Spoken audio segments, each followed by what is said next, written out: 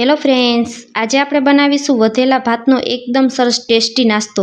તેના માટે એક મિક્સર જારમાં 8 થી 10 લસણની કળી, 2 લીલા મરચાં, 2 ટુકડા આદુના અને ત્યાર પછી અડધી ચમચી જેટલું આખું જીરું ઉમેરી દેશું, ચપટી જેટલું મીઠું ઉમેરી દેશું અને બધી વસ્તુને ઢાંકણ ઢાંકી અને આ રીતે એકદમ સરસ સ્મૂથ એવું પીસી લેશું।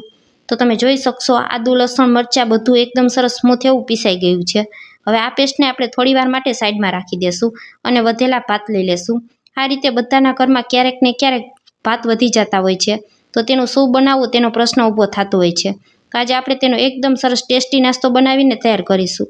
જેટલા પણ ભાત હોય એના કરતાં અડધો ચણાનો લોટ લઈ લેવાનો। મેં 2 કપ ભાતની સામે 1 કપ ચણાનો લોટ લીધેલો છે। તેમાં હળદર, મીઠું, ધાણા જીરું, આદુ મરચાંની પેસ્ટ, ગરમ મસાલો, ચપટી જેટલી હિંગ, 1 ચમચી જેટલું કાશ્મીરી લાલ મરચું પાવડર અને થોડા અજમાને હાથેથી ઘસી અને ઉમેરી દેશું। અજમા ઉમેરવાથી આપણો આ નાસ્તો પચવામાં હળવો રહેશે અને 1 પિંચ જેટલા ખાવાના સોડા ઉમેરી દેશું। ત્યાર પછી 1 પાવડા જેટલું આપણે મોણ ઉમેરી દેશું। હવે થોડા લીલા ધાણા ઉમેરી દેશું અને હાથેથી બધી વસ્તુને મિક્સ કરી લેશું। અહીં પાણીનો ઉપયોગ કરવાનો નથી। ભાતમાં જે પણ ભેજનું પ્રમાણ હોય તેના લીધે જ આપણો આ નાસ્તો બનીને તૈયાર થઈ જશે।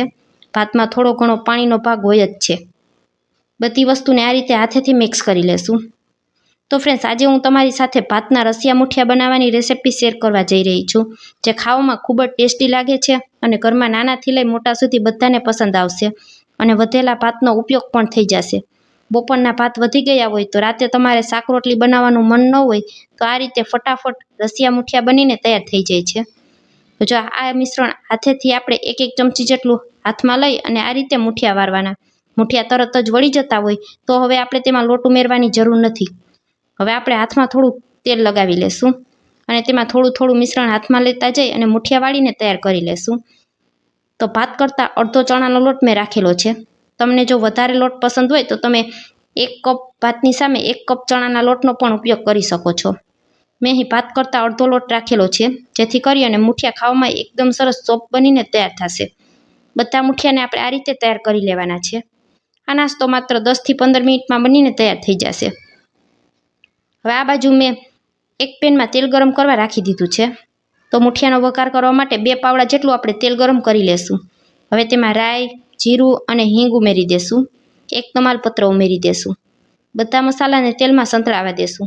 ત્યાર પછી થોડા મીઠા લીમડાના પાન ઉમેરી દેશું। 1 ચમચી જેટલી આદુ, લસણ અને મરચાંની પેસ્ટ તૈયાર કરેલી હતી તે ઉમેરી દેશું અને બધી વસ્તુને ફરી પાછું તેલમાં સાંતળી લેશું। હવે 1 કપ જેટલી ખાટી છાશ ઉમેરી દેશું અને છાશના માપનું મીઠું ઉમેરી દેશું। ચપટી જેટલી હળદર ઉમેરી દેશું। અડધી ચમચી ધાણા જીરું પાવડર અને અડધી ચમચી ગરમ મસાલો પાવડર ઉમેરીશું। 1 ચમચી કાશ્મીરી લાલ મરચું પાવડર ઉમેરીશું। ચમચાથી બધી વસ્તુને મિક્સ કરી લેશું અને છાશમાં એક ઉભરો આવી જાય ત્યાં સુધી આપણે તેને ઉકળવા દેશું। 2 થી 3 મિનિટમાં છાશ એકદમ સરસ ઉકળી જશે। તો 2 મિનિટ પછી તમે જોઈ શકશો છાશમાં આ રીતે ઉભરો આવી ગયો છે। તો હવે તૈયાર કરેલા બધા મુઠિયા આપણે તેમાં આ રીતે અલગ અલગ છૂટા છૂટા રહે તે રીતે તેને ઉમેરી દેશું। બધા મુઠિયા ઉમેરી દીધા પછી ચમચાની મદદથી આપણે હળવા હાથે તેને હલાવી લેશું।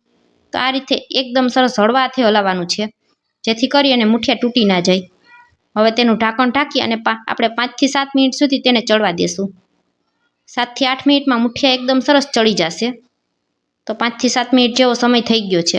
મુઠિયા આપણા તૈયાર થઈ ગયા છે। ગેસને બંધ કરી અને ઉપરથી લીલા ધાણા છાંટી દેશું। હવે ચમચામાં લઈ અને મુઠિયા તમને બતાવું તો તમે જોઈ શકશો એકદમ સરસ સુપર સોફ્ટ મુઠિયા બનીને તૈયાર થયા છે। તો છે ને ફ્રેન્ડ્સ, એકદમ ઇઝી અને ટેસ્ટી રેસિપી। તો તમે પણ જો ક્યારે આ રીતે વધેલા ભાતમાંથી રસિયા મુઠિયા ન બનાવ્યા હોય તો એકવાર આ રેસિપીને ચોક્કસથી ટ્રાય કરજો। ઘરમાં નાનાથી લઈ મોટા સુધી બધાને ખૂબ જ પસંદ આવશે। અને આજની રેસિપી પૂરી જોયા પછી જો તમને સારી લાગે તો વિડીયોને એક લાઇક કરજો, ફ્રેન્ડ્સ અને ફેમિલી સાથે શેર કરજો અને મારી રેસિપીઓ તમને જોવી ગમતી હોય તો મને સપોર્ટ કરવા બદલ મારી ચેનલને સબસ્ક્રાઈબ કરજો। તમને રસિયા મુઠિયાને ઝૂમ કરીને પણ બતાવું। તમે જોઈ શકશો એકદમ સરસ સોફ્ટ રસિયા મુઠિયા બનીને તૈયાર થયા છે। તમને હાથેથી પણ દબાવીને એક મુઠ્ઠીયું બતાવું તો તમે જોઈ શકશો અંદર સુધી એકદમ સરસ સોફ્ટ અને જાળીદાર મુઠિયા બનીને તૈયાર થયા છે। આજની રેસિપી કેવી લાગી તે કોમેન્ટ કરી ચોક્કસથી જણાવજો।